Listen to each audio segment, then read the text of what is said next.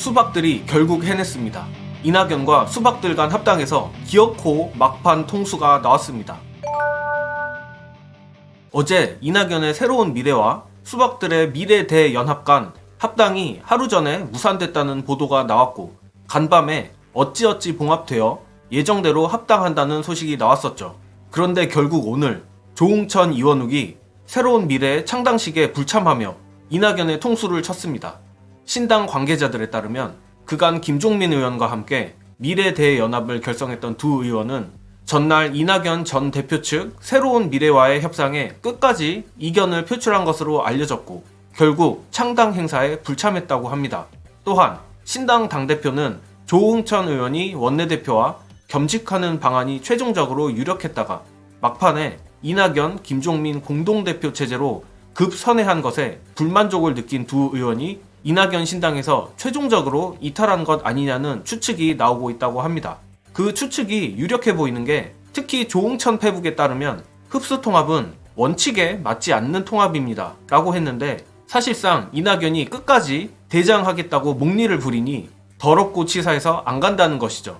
하루 사이에 합당 결렬에 봉합에 막판 통수까지 정말 저들은 수박질조차 예술적으로 하는 것 같습니다. 역시 수박 중에 가장 도끼가 강한 수박은 민주당 수박인 것 같습니다.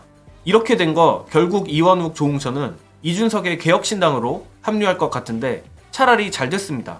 새로운 미래가 아니라 외로운 미래만이 남은 이낙연이 정말 비참해졌는데, 관련하여 외로운 미래만이 남은 이낙연 신당 이야기 보시고 이어가겠습니다. 개혁미래당과 연대할 가능성이 있냐 이렇게 물어보니까 담당자 지정에 임무나 교섭 권한 준 적 없다. 안 하겠다는 거잖아요. 안 하겠다는 거예요. 근데 여기서 개인 간 소통은 누구를 말하냐면 저는 조응천 같고요. 그러니까 이준석은 조응천하고 개인적으로 연락은 하고 있지만 조응천만 받아들이고 네. 싶어 한다고 하잖아요. 공식적으로 나는 이낙연 측과는 소통을 하지 않고 있다 이야기를 하고 있는 거죠. 본인은요 이재명에 비해서 엄청 훌륭한 사람이고 내가 대선 나갔으면은 당선됐다고 착각하는 애가 한번 계세요. 명분도 없이 당을 나가면 최소 지지율이 처음 딱 나가는 순간 15% 나오고 2주 정도 지나고 나면 30%쯤 나오고, 근데 호남에서 이낙연 신당 지지율이 1%밖에 안 나옵니다. 그러니까 이낙연은 자기의 말을 증명하기 위해서라도 전라남도 어느 지역구는 출마해서 당선이 돼야 됩니다. 지금 그걸 못하고 있잖아요. 그러니까요 새날도요 이제는 가급적이면은 이낙연 신당 이야기 안 하려고 그래.